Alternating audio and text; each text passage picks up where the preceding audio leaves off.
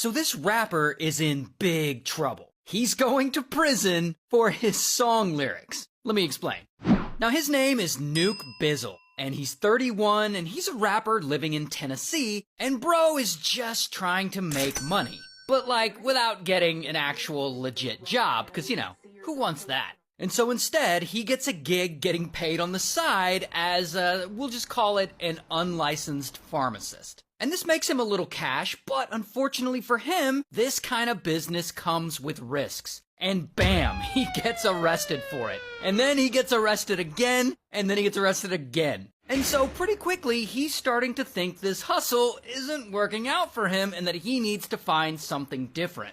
But one day, something crazy happens that changes everything. It's 2020, and suddenly, boom, the pandemic hits all of us. And people are getting sick, hospitals are filling up, businesses are shutting down, people are staying indoors a lot more. Now, because so many people are out of work, the government expands unemployment benefits temporarily, so that people who can't work can still afford to eat and pay rent while this pandemic plays out. Now, while most people see this as a necessary service, Nuke Bizzle sees this as an opportunity to try and get rich. And he comes up with a plan to straight up scam the government. And so he starts getting together some stolen identities, and he gives each of them their own address and their own work history so that it all looks legit. Then he goes online and he applies for all these government benefits for each of these stolen identities, and suddenly, pow, he actually gets approved. And pretty quickly, the government starts paying him money.